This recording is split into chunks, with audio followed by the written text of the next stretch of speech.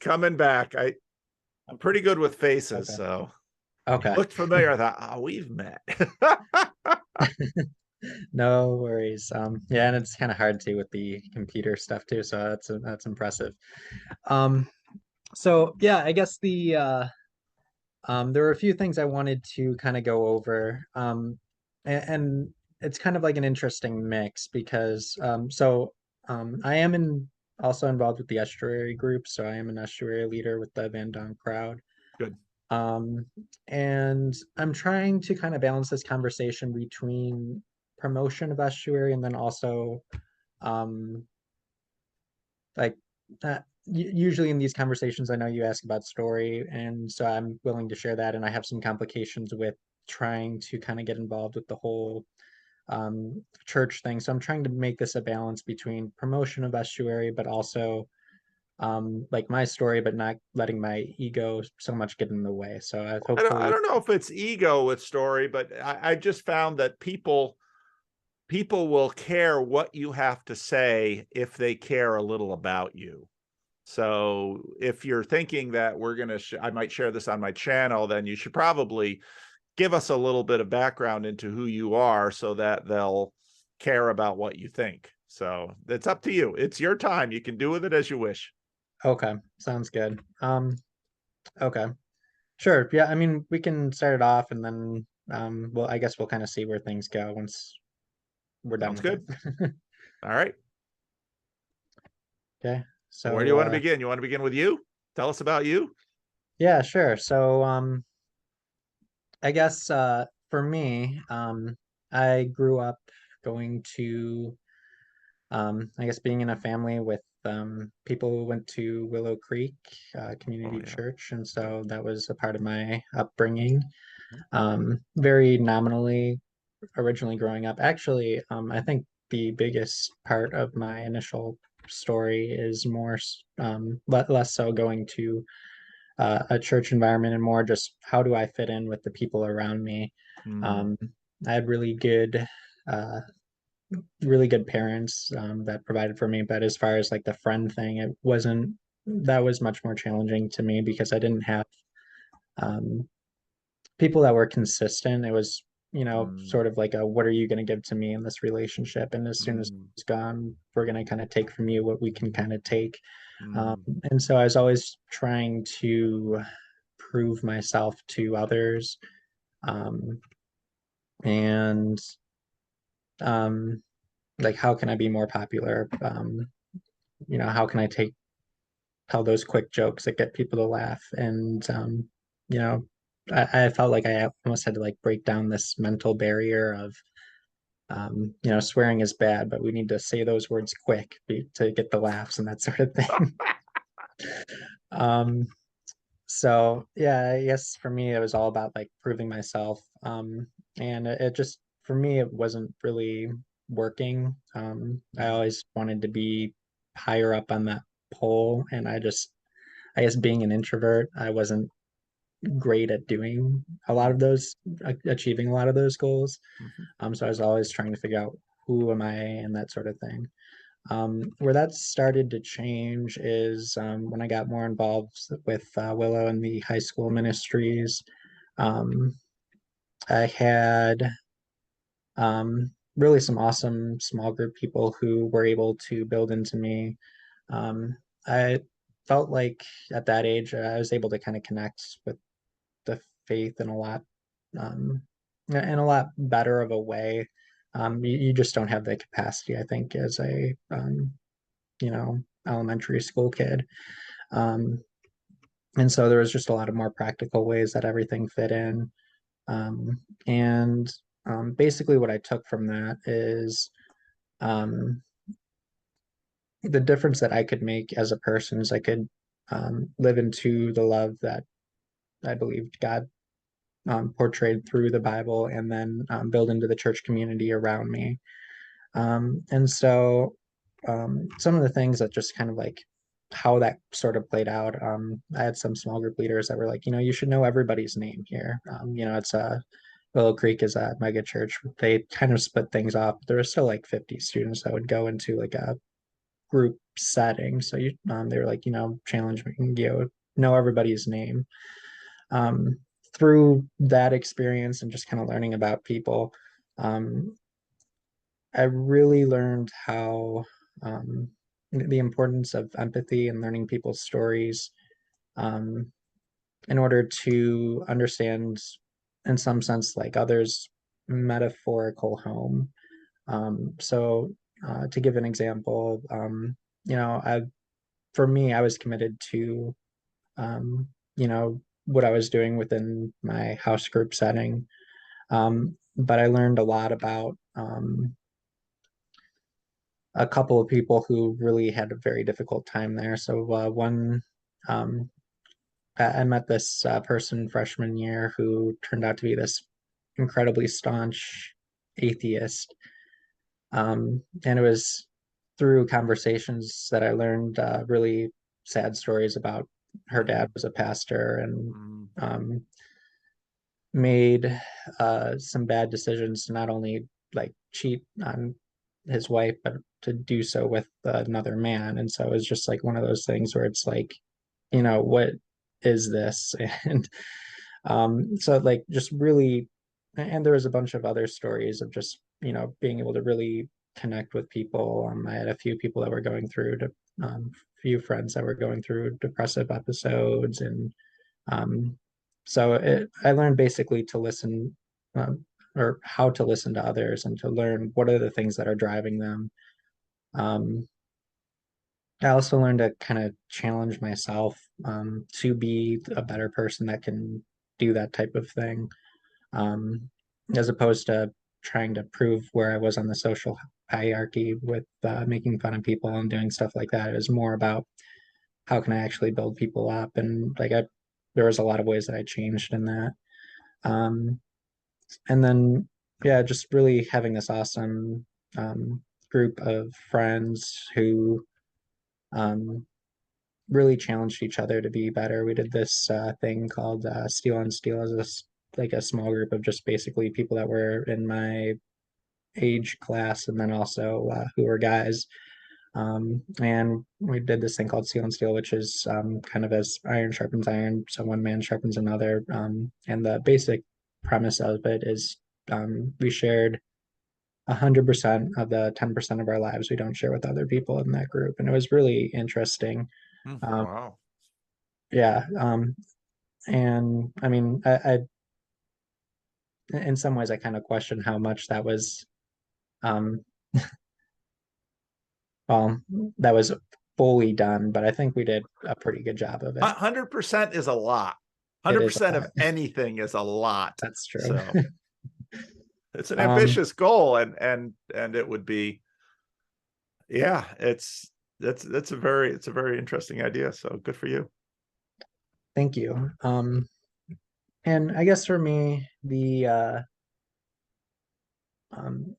some of my journey started to change again in college. I went to Hope College in Holland, Yeah. Michigan, the better Christian Reformed. Yeah, I know.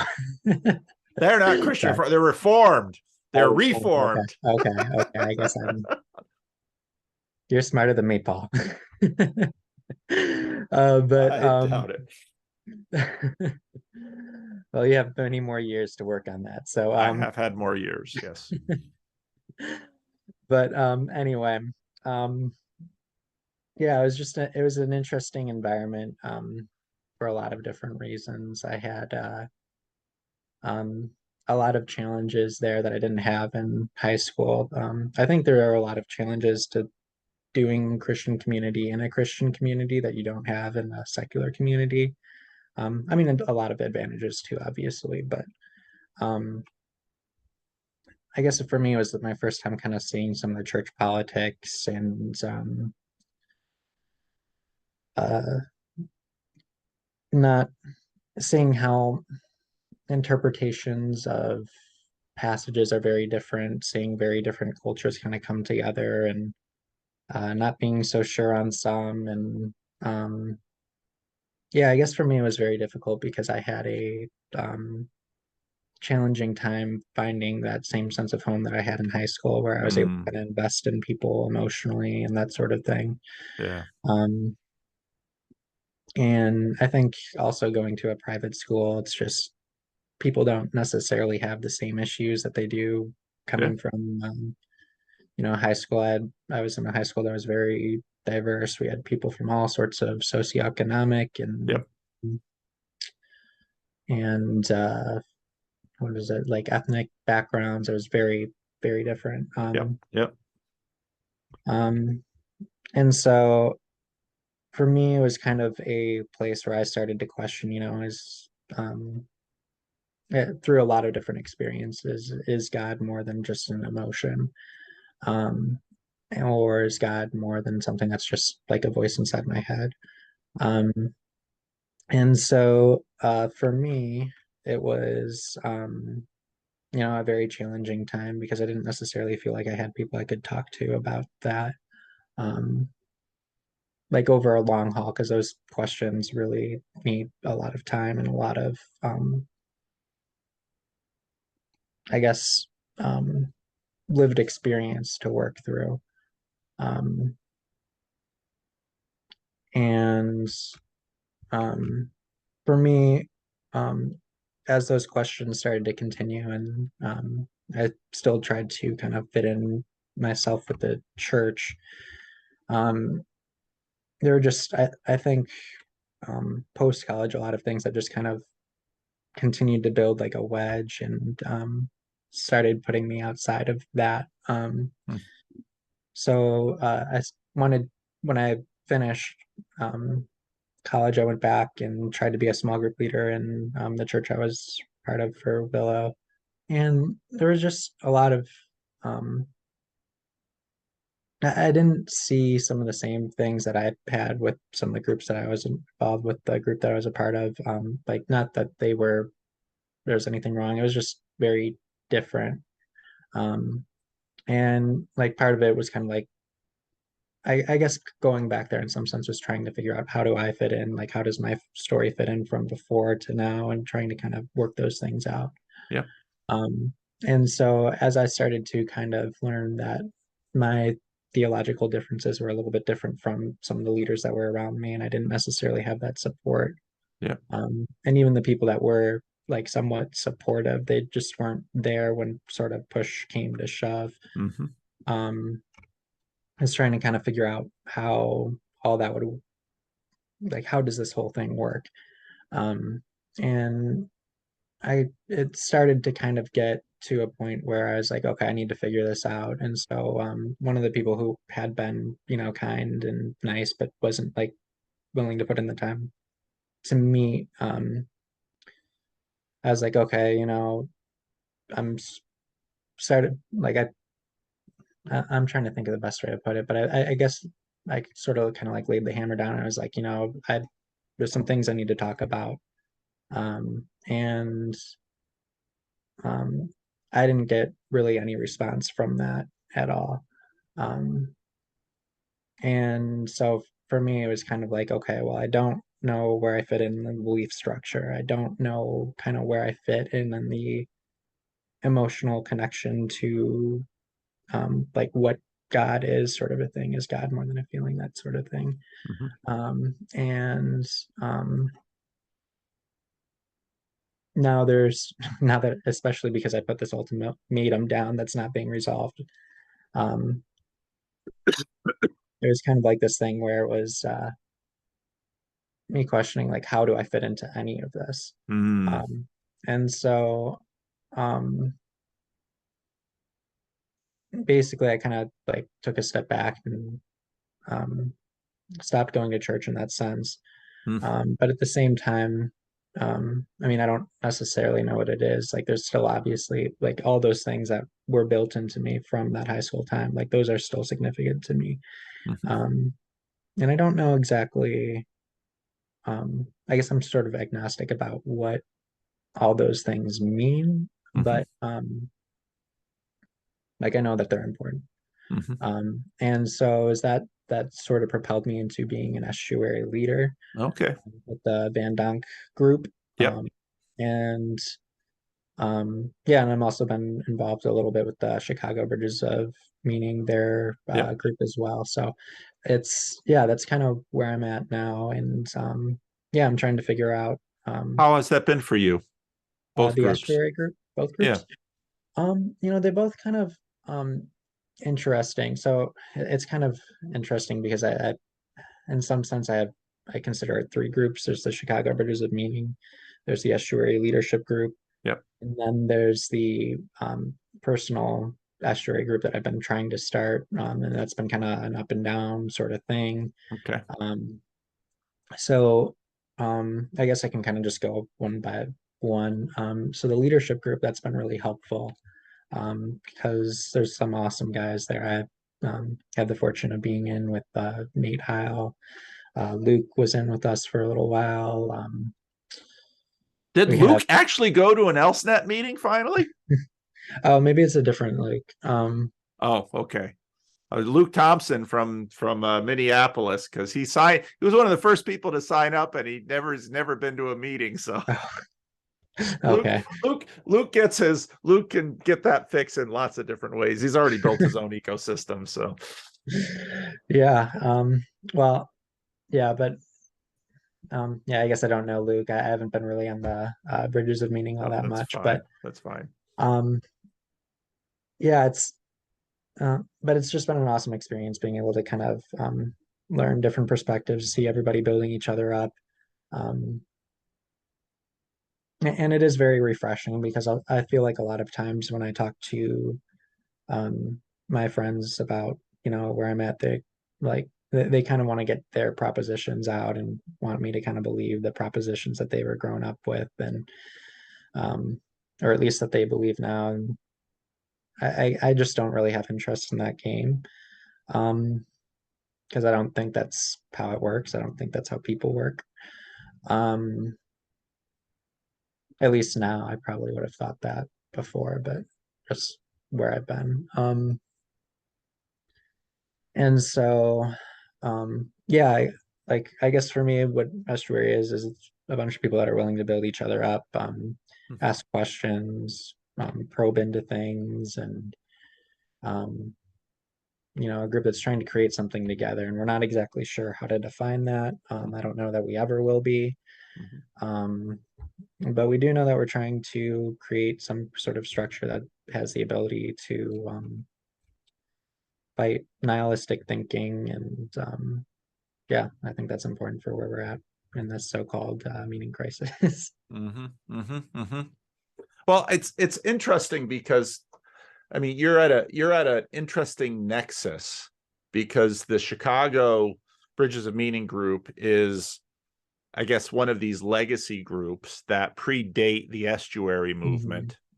And Vendonk, of course, was right there at the beginning, but he has developed ElseNet, which is a really cool network online Mhm. in order to support local groups. And you've got a local group that you're building. So you're kind of nicely involved at different levels. And the Chicago group, they've already put on two little conferences and they're thinking about a third, which is which has some high profile people. Of course, Sam from Transfigured is one of the key leaders there. And they've got a number who have showed up on channels here or there. And so they've been an interesting group. And what fascinates me by the development of this is how each group is not unlike churches. Each group is unique. They Yeah. do different things, they serve different needs, they accomplish different things. And so you've had a chance to sort of see all of them. And I don't know if you want to tell tales or name names, but it is interesting to me because I've got my Sacramento estuary. We have a second Sacramento estuary group that has a different leader than I, also another Christian Reformed Church minister. And and so it's been very interesting for me seeing the kinds of things that have arisen from these different groups. And again, sort of like churches, every single different group is going to be different, and because of leadership, because of context, because of the history of that group. So it's a fascinating thing to watch it develop. Yeah. And yeah, I would say the LSNet group for us tends to be much more centered around like religious topics and how because a lot of us just come from different faith backgrounds. The Chicagoland, I would say that tends to there is some of that. It tends to be a little bit more right leaning. A little bit And more then political. yeah, in some ways. That's because of Hank. Probably. Hank can't keep the politics out of it. Well, yeah, it's interesting too because we've had some people who there was one person who came in. He was I guess a big person in conservative talk radio, um, and I think there's just I don't know why it just tends to be when I guess we also talk a lot about Jordan Peterson and that sort of thing, and so it tends to be more of a um, in some ways a this corner of the internet, Jordan Peterson, and it was tied to I forget what it was, the when Weinstein and Harris and all of them were together, that was all kind of like influenced by that too. Yeah. Um, And they're and also not really following the Estuary protocol. then I think they laughed at the I think they laughed at it. But the part of the wisdom of the protocol is what will naturally happen. And I saw this in my local Sacramento group to a degree. What will naturally happen in a group is if you've got some strong personality and the things that they care about, the group can very easily sort of become an interest group around those topics. Yeah. And if you sort of stick to the Estuary protocol, those topics can come up. That's fine, but I Mhm. think it'll tend to self-regulate better with respect to the interests of the people around the table. Yeah, and it's been kind of interesting.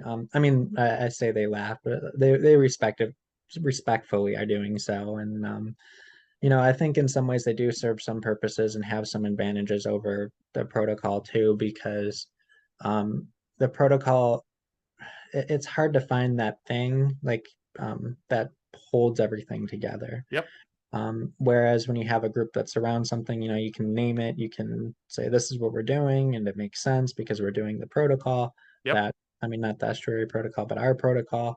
Um, and so it attracts less diversity, but sometimes that can be a good thing. yep, yep, yep, yep. And that's what's lovely about an ecosystem is that there's there's lots of different it's niche development. Niche or niche, Hmm. I don't know which one. It's niche development where you want people who are a little more political, and you want people who are a little more religious, and you want people who are a little bit more tougher to track. You want all of those in your ecosystem because then you can actually be helpful to a broader range of people. Yeah, definitely. Um, and yeah, it's just it's interesting just to see how everything is developing too, because um, they are the Chicagoland is much more about focusing on big things and like trying to get into the politics, trying to put on big, events. And then the one that I'm personally leading is just very small. Like, what are we going to do for each other? And um, that's actually been on hold for a bit because it's been a struggle to kind of find the number of people that can meet consistently. Yep, yep, Um, yep. but it's that's kind of where I want it to be on the level that I want it to be. Um, But yeah, it's one of the things, and I thought maybe you would be a good person to talk to about this is learning, I guess, my story and saying, I'm kind of doing this alternative thing to quote unquote, church. In some ways, I think that makes a lot of the Christians around me a little bit nervous. Just like, I tried kind of promoting it with some people in leadership and then just also some friends. And didn't necessarily get the receptivity that this was something that they wanted to, put forward or either put resources towards if they're on the leadership end or, what is this thing? And Is it just anybody gets to do whatever they want and that sort of thing? And I think that's there might be some fears in that. And it's kind of hard for me to speak to it from um, I think my background, just because there are some divides in where those beliefs and I guess I don't know if I want to say covenant, but like you know, what you would put in your church mission statement. There are some differences there, and I think that maybe turns some people off. Um, but yeah, I kind of wanted to maybe use this as potentially a, you know, this could be a video that I could share and say, you know, this is what Estuary is. This is maybe Paul, you are a pastor in the Christian Reformed Church. So, you know, this is your perspective on it, and maybe you can reach some people that I can't. Mhm. But also, what is this? What does this mean for, um, you know, people who aren't in churches at all, and how can they be Yeah, involved with this? yeah. It's very broad, as you said, and breadth has its downside because you know, a group, a church that is passionate about one little thing can be very strong because they're passionate about that one little thing. It can also be very narrow because the number of Mhm. people that are passionate about that one little thing. I mean, even just Sam in Chicago, you know, he's a passionate non-Trinitarian. So he's passionate, but he's a passionate Christian, in many ways, evangelical non-Trinitarian. That's a really small group. You know, it's a Yeah, very small group. And it can be a very powerful group because you get dynamics in the ecosystem where if you're going to survive at all, you've got to sort of be rigorous and focused. And in a global stage, in some ways, I've been reading a history of the Jews. The Jews have sort of arrived at that. I was just before this conversation. I mean, usually I do these randos conversations in pairs, and the person I was talking to before, I doubt that we'll share that video because it was quite a bit more personal, which about half of my randos conversations are. And you know, we talked about all of the sort of Christian deconstruction things that are going on. And he grew up in a more fundamentalist church, and now he's going to Mhm. a sort of a non-denominational church that is sort of Reformed Baptist. Both of them were large churches, let's see, four-figure churches. And he's wrestling with all the, you know, and he actually started listening to Sam Harris because he was watching Christian atheist debates, and he was a committed Christian, and began listening to some of the arguments from the atheists. Is like, well, those aren't dumb arguments, those, you know. And Yeah, so, but the but he, you know, he's a married man with children, yeah, and everyone's happily embedded in the church, and he's got these questions. And where do you go? What do you mhm, do? And he said, you know, should I talk about these questions with my elder? So it's kind of in a Reformed church, you sort of have elder districts. And so your lay elder is kind of a go-to person, but he's hesitant to do so, which I totally understand, because you could raise for yourself a world of trouble if you get the wrong elder or the wrong pastor and start asking the wrong questions, and then mhm, suddenly the whole church starts focusing on you with all of these things. And it's like, you know, even if your desire is to sort of have a community to work through these questions together, I pointed him to Elsnet and said, you know, here's the website, click on that, and you might want to, you know, look into that group, because he's in an area and he needs to have conversations that he can't have in church, at mhm, least is in the way that the church is configured, because the church is very focused and concentrated on one very good thing. And it's a thing that I'm very, you know, so I'm a Reformed pastor, I'm a Calvinist pastor, you know, I want to see all this stuff supported and affirmed and yada, yada, yada. But not everyone is equipped to, well, Sam Harris said this. And, you know, I didn't necessarily think that the Christian answer to Sam Harris necessarily worked that well. And then I started looking into these things. I started looking into these things. And so and this is what I said to him basically. I said, this is part of the reason that I've been promoting these estuary groups, because How this usually works in your church goes like this. A guy like him, he, by virtue of his job or whatever, he finds Joe Rogan or YouTube or whatever, questions start to arise. Now, you got lots of YouTube channels that are just sort of answer channels. Oh, Sam Harris is stupid for all these reasons. Oh, okay. Well, maybe you're not finding those reasons terribly convincing, and you're finding some of Sam Harris's reasons more convincing. Where do you process this? With whom do you process this? Because where and with whom is going to have probably a pretty determinative influence on where you end up. And there are better and worse places to process this. And part of the problem with YouTube answer channels is they're all answer and no process. And reality is complex enough that people need process space. And I'm not saying that churches are always going to be happy where the people end up, because that's just a reality. And I fully get that, and I accept the challenge and the dangers of that. But I think actually the estuary process is better than the alternative, which is he's just doing it all on his own. And not only is he, maybe not getting the best quality answers, but what he's also getting is a sense of isolation. And some of what you talked about earlier in this video, a sense of isolation. And actually the way human beings work, that isolation is more deadly than the quality of the answers. Because we're finally, we care about attachment.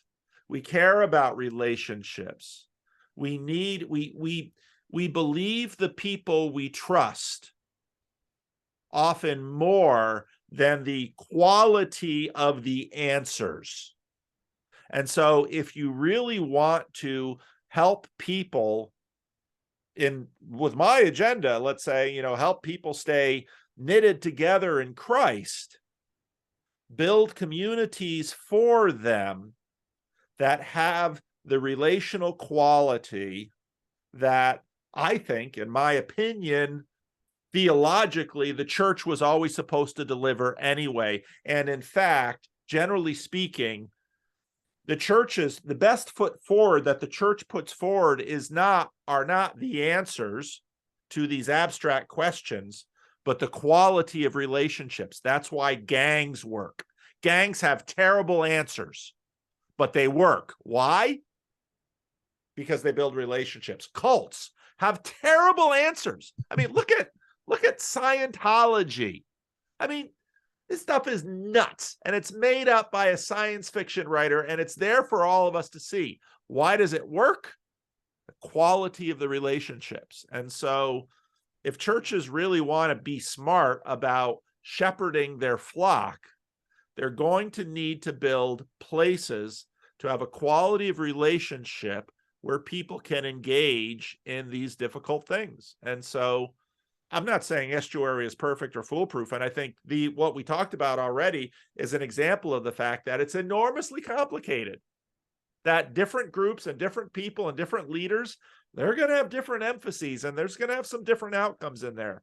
But again, I'm not evaluating estuary against the ideal. I'm evaluating estuary against the competition. And I'm saying I'm not going to make better the enemy of the good, because the perfect group and the perfect church you will not find. I just know that. So there's a spiel for you. I don't know how that lands with you, but there's a spiel. No, I think that was good. And yeah, I wonder too, because I mean, there's a lot of people that our corner of the internet is sort of focused on, they have we kind of say it, the 3 and the 1P, where there's the propositional, perspectival, and how all those other ones, perspectival, I'm terrible at remembering the names of them. Maybe you can help me out. But um, yeah, Participatory, there we go. procedural, proposition, and perspectival. And I've And been living that's with them for a few years, and they're getting more helpful in my model the more I use them. I just did a video on it today, so that was helpful too. So um, yeah, and like that's where the propositional, the perspectival, I forget the last one, but those are where all the belonging happens. It's not in the propositional necessarily. And so, in many ways, the degree to which churches thrive is how they build into those other three, not so much the dogmas. Like the dogmas kind of help maybe filter the cognition so everybody can kind of move in a certain direction. But the degree to which, I mean, I'm sure as a pastor, many people in your church don't get the propositional nearly as right as you would like them. Oh, my church is so non-propositional. People stay here because they love each other. Yeah, there's some propositional floating around in there, but they have relationships. There's the glue of the church. I'm not saying the propositional isn't important, but Yeah, again, for sure. you can see a lot of strong groups with horrible propositions, and then they last, and that's the point. So, yeah, I guess I'm also kind of imagining, like all this so far, I think has been really good. But I'm sure that there's a lot of people that are like, I've heard Brandon's story. I don't really connect with that. I heard Paul what he's doing with his whole pastor thing, and I don't really care about Christianity and that sort of thing. So, what is this meaning crisis? And like I don't know. I'm just kind of living my life, and what are the other things that we're doing here? So I guess for me, I don't know. I like. I guess there's so many different ways that people can come to this. But one of the things that really does concern me right now is just this back and forth in politics and um, all this, how people are just kind of really accusing other sides, and it's not really this healthy thing. And then the places that we can go to are for to get our news are, in many ways commodifying viewership. And um, Vervaeke talks about this whole where do you go to for wisdom? And I would like to imagine that Estuary can be something like that. But yeah, I guess I'm just trying to figure out how do we kind of promote this for people who are outside of, you know, the groups that we kind of talked about already. Well, it's hard to promote it for people who aren't going to watch the video. Well, So they're that's going to true miss too. the promotion. But I no, I think you're right. And one of the key, so I've watched up to episode 3 of After Socrates, and John in a few places now has talked about the fact that in one of Plato's Socrates one of Socrates' dialogues, there's a there's all these generals who want to raise their sons, and they want their sons to have courage. Mhm. And so they do all this thinky talky stuff about courage, which is good. It's good. We still have it because it's good. But finally they send their son to live with Socrates to learn courage, because we can learn courage by sort of vicariously watching stories and movies and on YouTubes and following people on YouTube, but it's it's in real life, it's in real relationships, it's in face-to-face relationships where the power is. Because it's one thing to think a lot of courageous thoughts and have a lot of courageous feels when you're watching a movie or watching a YouTuber. It's another thing when stuff is right here. That's where courage is measured. And so it is going to be in the face-to-face relationships, in Mhm. real life 360-degree relationships, where the true formation is going to happen. And we're still figuring out, we've had text with us for a few thousand years. We've had the printing press with us for 500 years. We've had video content with us for less than 100 years. And we've had democratic video, which is YouTube, for even shorter. So we have no idea really how this stuff plays out. We haven't even had it for a generation. But I think we can say that it's the in real life formation.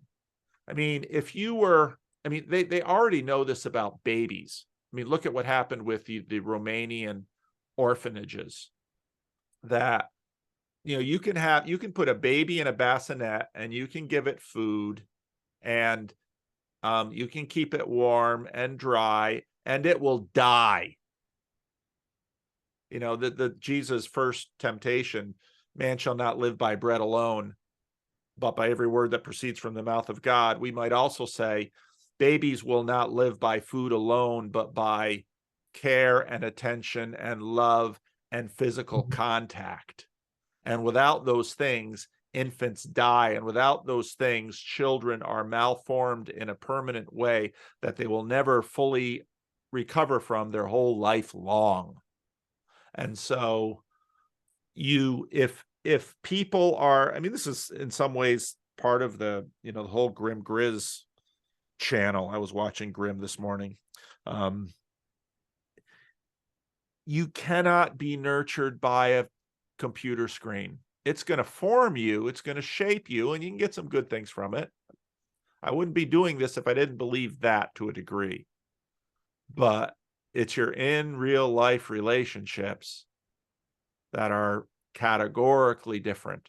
And we're really finding that out about children now, because, what COVID did, and COVID isolation, and there's, my wife is an elementary school teacher, and it is not good what happened with all of that isolation because of COVID. And children, they're figuring Not out. even So just children. yeah, not just Everybody. children.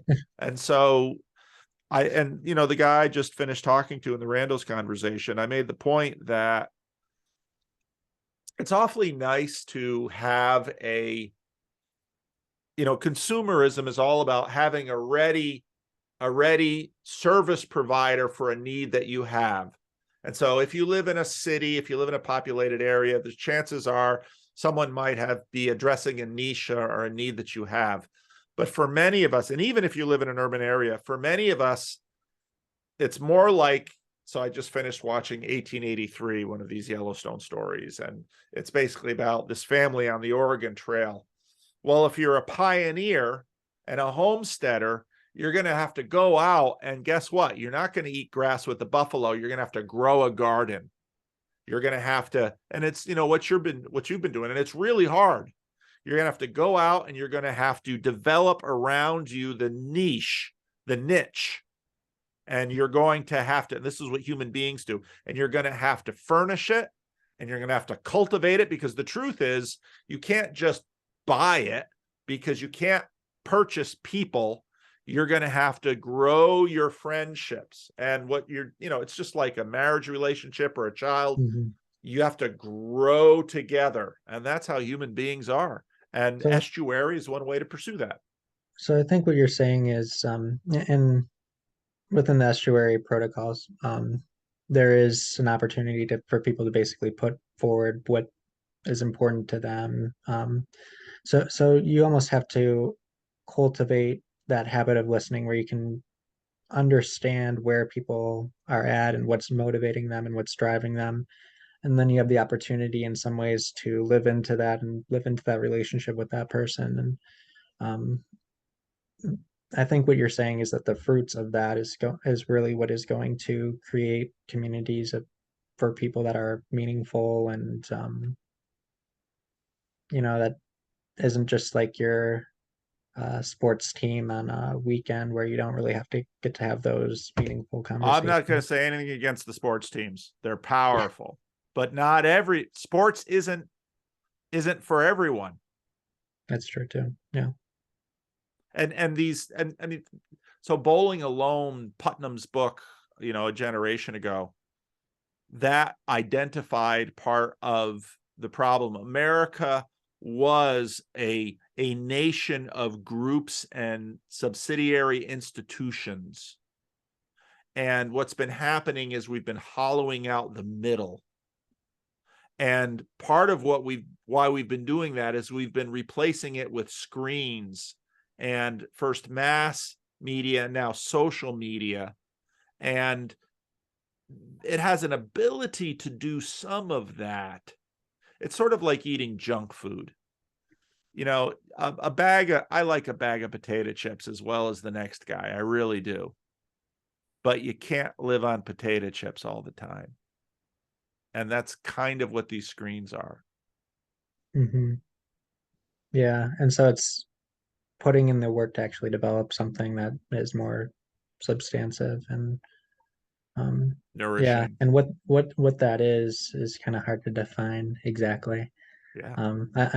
I was a psychology major, and I've learned a lot from John's work, and like all the levels that you have to kind of look at to say, this is what you're putting forward. Um, it's a challenge. We struggle with it all the time in Estuary as to what we're doing. So, Yeah. um, yeah, but the work, I think once you go through it, it does. I believe it speaks for itself. That's, I guess, why I'm an Estuary leader. But That's exactly why you're an estuary leader. You found it valuable and nutritious for you. And I really try to calibrate this for people, because there's so much promotion that happens on these screens that people, when they listen to me, they almost always think, well, Estuary is the new snake oil. Estuary is the new magic mop. Estuary. And I said, no, Estuary is not the new magic mop. It's not the new snake oil. It's a tool. It's like a spade. A spade is a lousy hammer. It's a lousy axe. It's a spade. It could do something pretty well. And some people have real need of a spade, and other people they're doing pretty good with their hoe. But it's Estuary isn't the be all and end all, but it's a really good tool that I think churches could use, and I think other people can use to garden on the frontier. yeah, for sure. Um, and then I'm trying to think of anything else that I have. But I appreciate you being generous with your time. Do you have any questions for me, Paul? Because I Well, I was felt just like I have really that. interested to hear I was just really interested to hear the pros and cons of, because you're a little unique in that you've got some experience with the Chicago meetup, and I'm not asking you to throw friends under the bus. Yeah. The Chicago meetup, of the ElseNet, and also your local group. And I'm, so two of those three are local, and you've already said a lot. And from what I know of the Chicago group, it makes perfect sense. And that's why, I'm interested in any other things you'd like to say about your experience of different groups, because even in Sacramento, I'm really happy we have two different groups right now. And there was a Hmm. couple that came and visited church on Sunday who came through the channel and everything, and they had never heard of Estuary, so I talked to them about Estuary. And you know how many times do you meet a month? Well, this group meets month and that group meets once. So between the two of them, so the hardcore Estuary people, they got twice a month they can hit one in Sacramento. If we get two more groups, we'll probably have one a week that people can hit. But for many people, once a month is about right. And so it's very difficult sort of hitting all of the layers for different people. So I didn't know if you had any other reflections on what you've seen from the different Yeah. groups. Um, yeah. So from the Chicago group, like I did say they were kind of politically, and I would consider leaning towards one side. But and I was kind of curious too when I first started there. I was like, what is this group? What are they about? And I'll share a cool story from them. So they meet in a public library once a month, and after I think one or couple times, we decided to go to the spa, And there was some local there that was very opinionated, very far left, and talking about, oh, you believe this, you guys are trash, you're garbage. And I will say the people that were there, they were so well mannered, and in the Chicagoland Bridges of Meaning, they were very well mannered, and we're able to kind of build a relationship with this girl where every time we kind of go there, and we see her, we'll play darts and stuff. And she's a little, interesting, and but it's kind of this cool thing where, as much as they do have their propositional stuff going on, they also walk the walk, and so Yep. it's Yep. really And encouraging that's to what I would see. expect from them. Just knowing them. Yep. Doesn't surprise me a bit. So yeah, um, but yeah, I think that's really important for where we're going, and as far as like building communities, how are we going to, navigate a lot of these challenges that we are facing. Um, And yeah, I'm just, I guess, happy to be a part of groups that are fostering those sorts of things. Awesome. Awesome. Well, Brandon, this has been wonderful. What a great idea. Yeah, thank you, Paul, and appreciate your time. Thanks for posting that hour that I was able to like snag. It's Yeah. not easy. No, it's not easy to get a rando slot. I've been thinking about that and trying to find some other ways. So besides just, I mean, yeah, Well, it's you have to focus on your church too, which, we're glad that we have you for when we do. yeah. Well, I have to figure this out. So anyway, thank you, Brandon. Delight talking to you, and I'll post this probably pretty soon. Sounds good. Thanks, All Paul. right. Thanks. Bye-bye.